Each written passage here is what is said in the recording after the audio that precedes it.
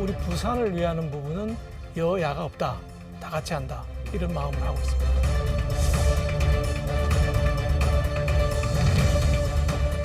한 20년 정도 길게 보면 부산이 서울 따라잡을 수도 있겠다 하는 비전을 가지고 있습니다.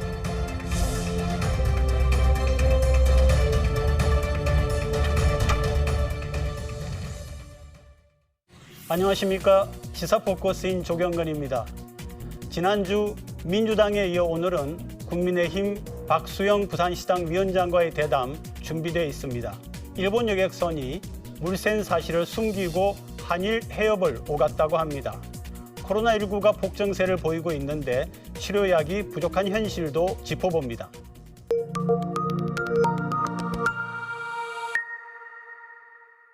뉴스톡톡 오늘은 박수영 국민의힘 부산시당 위원장 나오셨습니다. 위원장님 어서 오시죠. 예, 안녕하십니까. 네. 지난 6월이죠. 만장일치로 부산시당 위원장 맡으셨는데 네네. 어떠셨습니까? 네. 사실 제가 너무 바빠서 네. 시당위원장 올해는 못하겠다라고 생각을 했었습니다. 제가 국회에서 기재위 간사, 그다음에 연금특위위원장, 그다음에 제1정조위원장, 그다음에 정책위원회 부의장 중요한 거 다 맡으셨네요. 이런 거를 맡고 있는 네, 상황에서 부산시당위원장까지 맡으면 너무 네. 힘들 것 같다고 했는데 우리 당의 중진 의원님들께서 네. 그냥 원래 하던 룰대로 해라. 그게 뭐냐면 재선 의원의 나이 순으로 시당위원장 맡는 게 룰이기 때문에 뭐 룰대로 하자는데 그 반대하기도 그렇고 해서 네, 네. 맡게 됐습니다. 그런데 이제 또 막상 맡고 나시니까 그 시당 위원장으로서 네. 시당을 완전히 바꾸겠다, 환골탈퇴하겠다 이런 말씀하셨다고요. 그렇습니다. 네, 네. 예, 여러 가지로 환골탈퇴를 하는데 네. 우선 우리 시당 생기고 처음으로 제가 9명이나 징계를 했습니다. 오, 그러세요? 네, 당 뭐 제명도 시키고 네. 출당도 시키고 해서 9명이나 오. 당의 기강을 잡아야 되겠다 하는 게 있고요. 우리 당사가 20년 넘어서 너무 낡아 있습니다. 네, 저것도 완전히 리모델링을 해서 이제는 카페 같은 분위기로 편하게 오실 수 있도록 그렇게 지금 바꾸고 있는 중에 있습니다. 앞으로 이제 어떻게 시당을 운영하실지 하고 특히 이제 야당과의 협치가 부산시 차원에서도 굉장히 필요한데요. 그 부분 좀 얘기 듣고 싶습니다. 네, 지난번 총선에서 우리가 전국적으로 대패를 했거든요. 부산은 맞습니다. 18개 중에 17개를 이겼으니까 압승한 거 아니냐라고 보시지만 사실은 그 안에 보면 6% 이내로 이긴 사람이 5, 네. 10% 이내로 이긴 사람이 5이고 네. 정당 투표는 2.6%밖에 차이가 안 났었습니다. 그러니까 이겼지만 압승은 아니고 신승이었다. 그렇죠. 지금부터 빨리 정비하지 않으면은 다음 선거 어려우실 수도 있겠다라고 보고 있기 때문에 기강을 잡고 점점 더 시민들에 가까이 가는 노력 이걸 하고 있는 상황이고요. 야당하고의 관계는 중앙에서는 지금 뭐 아시는 것처럼 맨날 싸우지 않습니까? 네, 필리버스터하고 뭐 네, 데모하고 네. 이렇게 하는데 부산은 그렇게 할 이유가 하나도 없습니다. 부산은 여든 야든 우리 네. 부산당이거든요. 그래서 협치가 잘 되고 있고 그 얘가 글로벌 허브더시 특별법 이거는 여야 의원들이 전부 즉 전제 소연까지 사인을 해서 네, 함께 낸 법안입니다. 그래서 우리 부산을 위하는 부분은 여야가 없다. 다 같이 한다. 이런 마음을 하고 있습니다. 지금 아마 국가적인 관심이 연금이 아닌가 예, 싶습니다. 예, 예. 마침 또 특위위원장 참 중책을 맡으셨는데 현재 어떻게 진행되고 또 쟁점들이 뭐고 하는 걸 좀 전반적으로 우리 시민들도 듣고 싶어 하실 것 같습니다. 네. 예, 연금이 지금 상태로 가면 이제 기금이 고갈됩니다. 2057년에 기금이 다 고갈되기 때문에 그러면 이제 연금을 줄 수가 없게 되는 거 아니겠습니까? 별로 뭐 많이 남지도 않았어요. 그리고 2027년이 되면 연금 기금이 적자가 됩니다. 오. 즉 투자해놨던 돈을 투자를 하지 말고 찾아와서 네, 연금을 네. 나눠줘야 되는 네, 이런 네. 지금 상황이기 때문에 굉장히 위기에 봉착해 있다 이렇게 보시면 되겠고요. 이거를 빨리 고쳐야 되는데 지난번 21대에는 19개월이라는 긴 시간을 투자해서 모수를 뭐 13%를 내고 45%를 받아간다. 뭐 네, 이거 가지고 네, 씨름을 했는데 이걸로 해결이 안 됩니다. 왜냐하면 연금은 3가지 목표를 달성해야 되는데 네. 하나는 연금이 지속 가능해야 됩니다. 우리 젊은 세대, MZ세대 또 계속 미래 받을 수 세대까지 있어야죠. 계속 받을 네, 네. 지속 가능성이 제일 중요하고요. 둘째, 이 노후 생활을 보장할 정도로 지금 받는 소득의 40에서 50 사이로 지급을 받아야 되는 문제가 네. 있고요. 일단 우리나라의 특별한 상황이지만은 세 번째 게 노인 빈곤입니다. 네. 노인들은 저 OECD 기준으로 제일 우리가 빈곤하고 자살률도 높거든요. 그런데 이분들은 국민연금으로 해결이 안 돼요. 네. 왜냐하면 근로를 계속해서 국민연금을 들었어야 되는데 이미 노인이 돼 있기 때문에 국민연금에 기여를 해놓은 게 없는 거예요. 그래서 이분들까지 도와주려면은 국민연금만으로는 안 된다. 네. 공적연금 3개가 있는데 우리나라에 그걸 전부 들여다봐야 된다. 그게 기초연금, 국민연금, 퇴직연금 네. 3가지입니다. 이거를 공적연금이라고 하는데 이 연금 3개를 가지고 우리 이제 소득 대체율이 40에서 50% 정도 되는 모양으로 만들어가는 게 중요하고 기초연금을 활용해서 노인 빈곤을 없애는 게 또 중요하기 때문에 이게 간단히 뭐 13% 낸다, 44% 받아간다 이걸로 해결될 수 네, 있는 상황이 네. 아닙니다. 예. 지금 예를 들면 뭐 그렇게 특위를 꾸려 나가시는데 여야 간의 이견은 별로 없습니까? 이견이 많죠. 예. 그 야당은 지난번에 2007년에 노무현 대통령 계실 때 큰 개혁을 했었습니다. 네. 그게 이제 소득 대체율 60%를 노무현 대통령이 보니까 도저히 이거는 지속 가능성이 없다 해서 40%로 낮췄거든요. 근데 야당과 노조는 그걸 돌려달라는 겁니다. 60%짜리를 돌려달라. 네. 원래대로 복귀를 하자. 이건데 저희가 보기에는 여기 60%까지 가가지고는 지속 가능성이 완전히 없어지는 겁니다. 그리고 선진국도 연금을 60%씩이나 본래 받던 게 나라가 60%씩 없지 싶은데요. 주진 않아요. 네네. 40에서 50 사이가 적정한 수준입니다.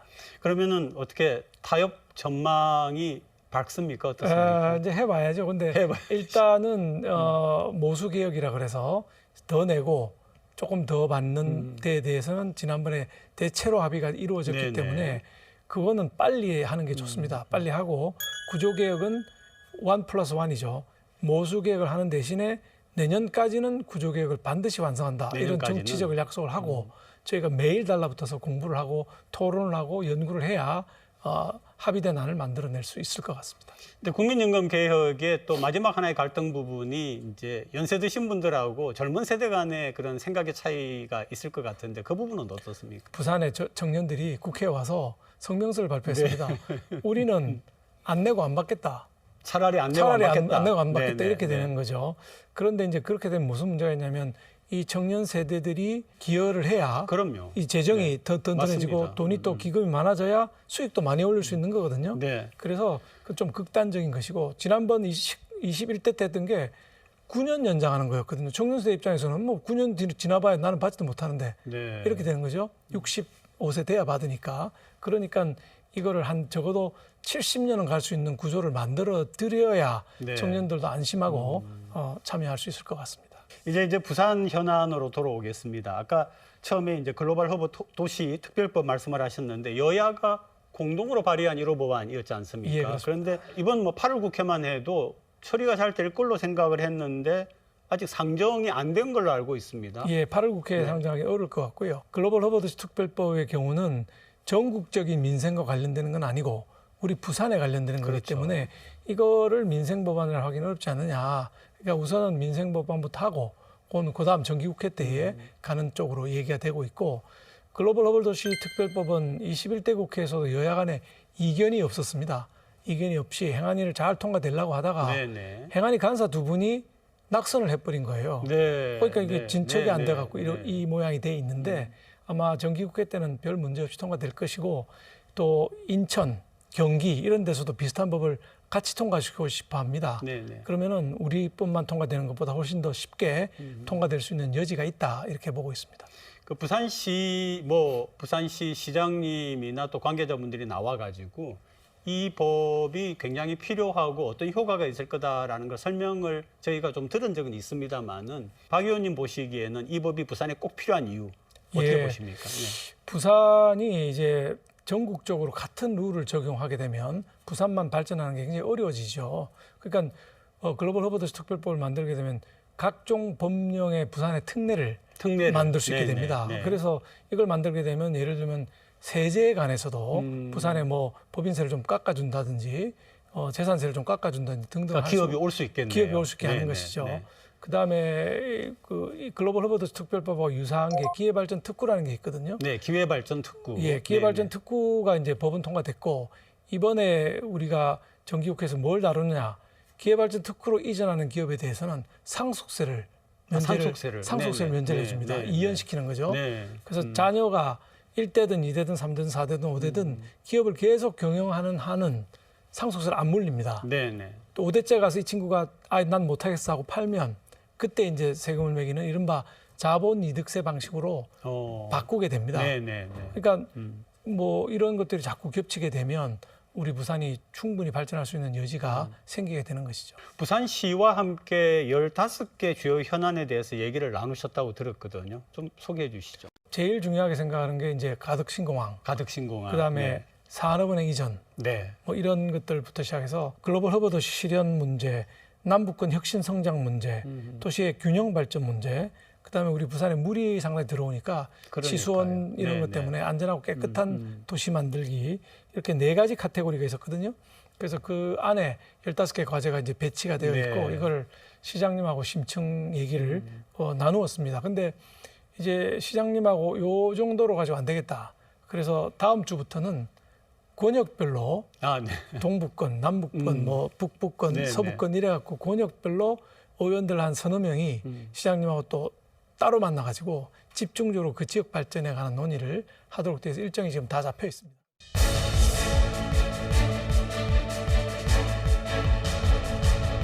엑스포 유치하고는 별개로 북한 개발과 부산시 도시 전체를 업그레이드 시키는 것은 착착 진행이 되고 있다.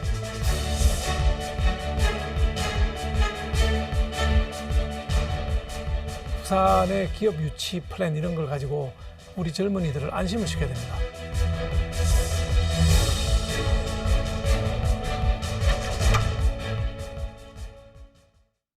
열다섯 개 중에서 우리 위원장님 생각하시기에 가장 급하고 중대하다라고 하는 순위를 매긴다면 어떤 시기에 되겠습니까? 저는 역시 우리 부산이 발전하기 위해서는 산업은행 이전 예. 이게 제일 급할 것 같고요.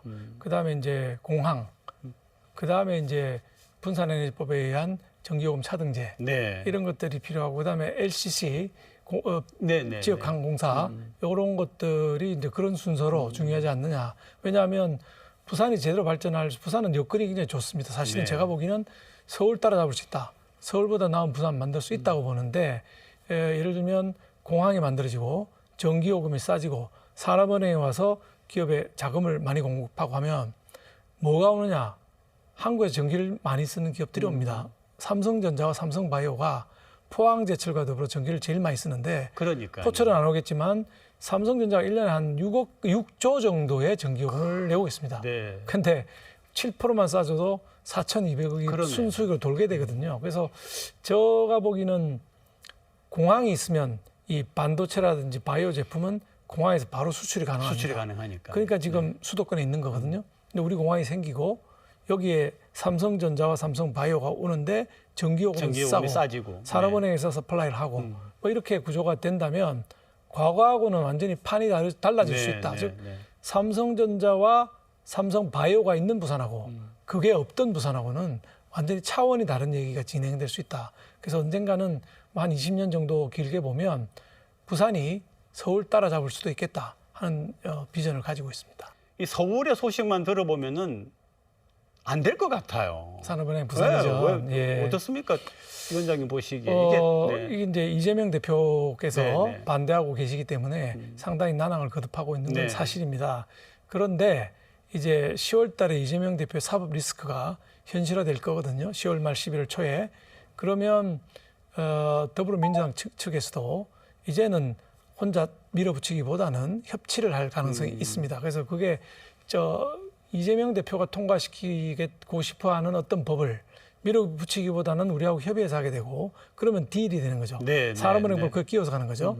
두 번째 방법은 산업은행 자체는 계속 못 내려오더라도 산업은행 내부에 있는 투자본부라든지 맞습니다. 산하기관이라든지 이런 것들을 부산으로 오게 만들어서 핵심적인 우리가 필요한 부분 실질적으로 본사는 서울에 있지만 그러니까요. 우리 필요한 건 다 오게 하는 방법이 있고 세 번째 방법이 또 있습니다. 그거는 뭐냐 하면은 제2차 공공기관 지방 이전 이게 이제 슬슬 무르익고 있거든요. 그 전체적인 지방 이전을 할 때 거기에 산업은행을 넣어서 오는 방법인데 제가 말씀드린 세 가지 방법이 갈수록 더 시간이 많이 걸리는 겁니다. 그래서 가장 좋기로는 이재명 대표와 딜을 통해서 이 대표가 원하는 법을 우리가 통과시켜주고 산업은행법을 넣어서 같이 가는 이 모양이 제일 좋을 거라고 보고 있습니다. 북한이 좀 제대로 개발될 뻔했는데 엑스포가 실패하면서 시민분들이 저거 그러면 어떻게 되는 거야? 라고 굉장히 궁금해합니다. 어떻게 돼야 되겠습니까, 북한은? 북한은 엑스포를 유치하지 못했더라도 네. 본래 계획대로 개발할 수 있도록 하겠다는 게 대통령의 뜻이고 네. 박형준 시장의 뜻입니다. 그래서 현재 속도는 조금 더뎌졌지만 그래도 오페라 하우스라든지 부근에 뭐 만드는 것들이 착착 진행이 되고 있고요. 네. 그다음에 트램이 있습니다. 시베이 파크선이라고 하는 북항 트램. 이거를 영도서부터 그다음에 중간에 북항, 그다음에 저희 남구의 지역구인 우암동, 간만동까지 연결하는 네. 부산에서 아주 긴 지하철 트램, 예, 예. 네, 네. 트램이 만들어질 걸로 보고 있기 때문에 그 엑스포 유치하고는 별개로 북한 개발과 부산시 도시 전체를 업그레이드 시키는 거는 착착 진행이 되고 있다 이렇게 보시면 틀림없을 것 같습니다. 아, 네, 네. 아까 이제 권역별 말씀을 하셨지 않습니까? 네. 부산시의 권역별로 참 좋은 아이디어 같습니다. 뭉뚱그리면은 어떤 거는 소홀해지고 밀리고 할 수밖에 없는데 이제 그런 부분에서 가장 많이 이야기되는 게 서부산 발전입니다. 그렇죠. 예, 동부산에 비해서 서부산이 너무 낙후가 되어 와서 뭐 장기적으로는 가덕 신공항이 되면은 또 그게 파급 효과가 있을 거다라고 하는데 서부산 발전 부분은 어떻게 위원장님 보고 계십니까? 그러니까 뭐 서부산만 발전시키겠다 이런 식으로 가서는 안 될 거고요. 네, 네, 네. 부산 전체를 동서간에 균형 있게 발전시켜 나가야 되겠다는 시각에서 바라보면 뭐 서부산이야말로 미래의 땅이거든요. 우리가 네. 넓은 땅도 많이 있고 공항도 들어가고 그다음에 가덕 신항도 들어가 있으니까 신항도 있고요. 이런 게 이제 철도도 연결될 거 아닙니까? 그러면 우리 부산의 물류 중심지가 그 서부산으로 가게 되고 그 서부산에 우리 또 강한 아주 유능한 의원님들이 많이 계시지 않습니까? 네, 네, 김도읍 네. 의원이라든지 네, 뭐 네. 강한 분들이 많이 계시기 때문에 그분들이 움직여서 단합을 하게 되면 서부산 발전도 가능하다. 그리고 우리 남아있는 땅이라는 게 지금은 서부산 쪽에 많이 비어 있기 때문에 그러니까요. 그 네. 땅을 활용하는 개발 계획이 착착 나와야 될 것이다. 이렇게 보고 있습니다. 김도읍 의원 얘기하셨는데 네. 굉장히 오랫동안 거기에서 틀을 잡고 의원을 하고 계시지 않습니까? 사선 의원이시죠. 사선 네, 의원. 네. 예, 예. 근데 굉장히 그동안 노력을 하셨을 건데 이제 예. 서부산 발전이 더디었단 말씀이죠. 예, 예. 네. 혼자서 고군분투하다시피 혼자서. 했는데 이번에는 네, 네. 뭐 박성훈 의원이라든지 네, 네. 이성건 의원이라든지 김대식 의원 같은 아주 유능한 의원들이 굉장히 많이 이번에 네. 당선이 됐습니다. 그리고 뉴페이스 같으신데요. 뉴페이스죠. 그동안 국회에서 뉴페이스 다 신인들이죠. 네, 네, 네, 그런데 박성훈 의원 같은 경우는 그동안 안 되던 지역 수건 사업, 네. 화명 개발 계획 이런 것들이 벌써 확정이 돼 갖고 아, 그렇습니까? 예, 본인이 뭐 네. 페이스북에 올리고 이렇게 열심히 하고 네, 있더라고요. 네, 근데 네. 혼자 사실 때 하고 이렇게 유능한 네 분이 네네네. 특히. 박성훈 의원 같은 경우는 또 기재부 출신이라 기재부하고 연결이 잘 되니까 이번에도 예산을 많이 확보한 것 같아요. 네, 네. 이런 분들의 노력이 모아지고 있기 때문에 과거하고는 더 빠르게 진척이 될 수 있을 거라고 보고 있습니다. 그다음에 부산의 가장 심각한 문제 인구 감소, 청년 예. 유출. 위원장님 이거 어떻게 하면 좋겠습니까? 인구는 왜 감소하는가를 봐야 되겠죠. 네. 일자리 때문입니다. 네. 일자리가 없으니까 애들이 이제 한 달에 2,500명 정도가 부산을 떠나고 있는 상황이고요. 심지어는 대학도 아예 대학부터 가자. 과거에는 그렇죠. 부산대학 뭐 이렇게 최고의 대학이었지 않습니까? 네. 그런데 대학부터 서울로 가버리는 이런 지금 상황이 그래야 벌어지고 뭐 좋은 기업에 취직한다 이런 생각이니까요. 네네네. 그런 지금 상황이기 때문에 앞으로 우리 부산시가 가장 신경 써야 될 거는 기업 유치라고 생각합니다. 제가 경기도 부지사를 할 때에 네, 네. 경기도에 기업 엄청나게 많이 유치를 했거든요. 그러려면 부산이 일정한 기금을 적립해놔야 됩니다. 기업이 들어오는데 땅값이 너무 비싸다 또는 뭐 도로를 해달라 상하수도를 해달라 이런 네. 여러 가지 요구들이 있게 되는데 인프라 요구가 예, 네, 네. 그거를 해줄 수 있는 자체 기금을 만들어서 기업 유치에 최선을 다해야 된다. 앞으로 부산시장님은 누가 되든지 간에 일자리, 기업 유치 여기에 온 힘을 다해야 될 거라고 보고 있습니다. 이제 우리 위원장님께서 부산의 기업 이야기를 하시니까 부산에 100대 기업은 하나도 없고 예, 1000대 기업도 20몇 개밖에 안 26개 되고 있습니다. 예. 더 이게 문제가 되는 건 있는 기업도 지금 나가려고 짐을 싸는 아까 말씀하신 그런 부분으로 고칠 수가 있다는 말씀이신데 네. 예, 부산은 사실 여건으로 보면 서울보다 더 좋은 곳입니다.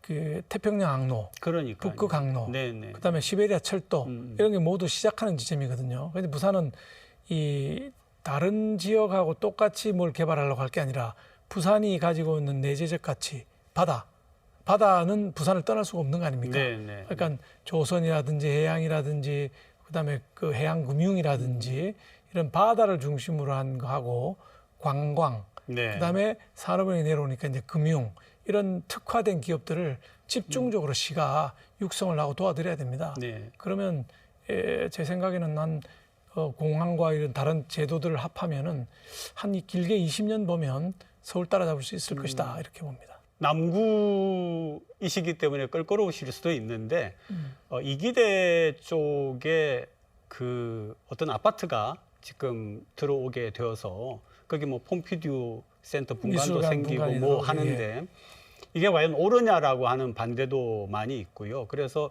부산시장과 그 남구의 그 책임자에게 좀 비판도 좀 많은 상황인데 지역구이시기 때문에 이 문제는 어떻게 보고 계십니까? 그 이제 퐁피드 미술관 포함해서 네, 네. 세 개의 미술관이 그 장자산 자락 그 이기대 네. 쪽에 들어오게 돼 있습니다. 저는 뭐 그거는 바람직한 거라 생각합니다. 이 자연 경관을 지키는 것도 중요하지만 중간중간에 미술관, 세계적인 미술관이 들어오게 되면 뭐 충분히 기능을 할 수가 있고 다만 이제 아파트가 들어오는 게 문제인데 그 지역에 우리 남구의 발전을 위해서는 사실 호텔도 좀 필요합니다. 호텔이 없거든요. 네, 네. 호텔도 좀 바닷가에 좀 짓고 다만 아파트는 이제 너무 높은 아파트를 지니까 이기대가 다른 지역에서 보면 가려버리는 문제가 있게 그러니까요. 됩니다. 그래서 네, 네. 이렇게 이 다른 나라도 보면 경관이 좋은 곳에서는 고층 아파트보다는 저층의 빌라 단지 이런 거에서 산의 실루엣, 이기대 실루엣이 다 남게 만드는 쪽으로 네, 개발이 되고 네. 있기 때문에 우리도 부산시가 허가를 일단 내줬다고는 하나 최종적으로는 남구청에서 이제 건축 허가는 남구청에서 나야 될 네, 겁니다. 경관심이라든지 뭐 이런 거는 부산시 몫이지만 그 과정에서 뭔가 좀 타협책이 나오지 않겠나 보고 있고 제가 듣기로도 그 조만간 타협책이 나올 거로 듣고 있습니다. 조금 있으면은 금정구청장 보궐선거가 있는 걸로 알고 예, 있습니다. 예, 예, 어떤 시당위원장이시니까 어떤 대비를 예, 뭐 저기 이제 조국 혁신당에서도 후보가 나오고 민주당에서 네, 네. 후보가 나와서 뭐 개혁신당도 개혁신당도 이야기가 있는 것 나오고 그래서 같은데요. 사파전이 네, 될 걸로 네, 네. 이렇게 예상이 되고 있는데 금정구에 우리가 유리한 선거구라고는 한 번도 보수가 뺏긴 적이 없는 네, 곳이긴 네. 합니다만은 네. 그렇게 방심하면 안 되고 아무리 쥐 한 마리 잡더라도 최선을 다한다는 마음으로 최선의 사람을 뽑으려고 하고 있고요. 네, 네. 추석 전에 네. 후보를 확정해서 추석 밥상에 우리는 어떤 후보를 내놨다는 것이 주민들한테 알려줄 수 네, 있도록 속도를 내고 있습니다. 근데 한 10명 정도가 지금 나오겠다고 하셔서 네, 네. 잘 골라야죠. 이제 시청자분들, 부산 시민들께 인사 부탁드립니다. 우리 부산은 여건으로 봐서는 서울보다 나은 부산 만들 수 있다고 생각합니다. 다만 우리 부산의 분들이 더 단합하고 더 화합해서 우리 부산을 위한 정책들을 만들어 간다면은 서울보다 나은 부산 만들 수 있다고 생각합니다. 자부심 갖고 저희들과 함께 좋은 부산 만들어 가셨으면 좋겠습니다. 정말 고맙습니다. 오늘 감사합니다.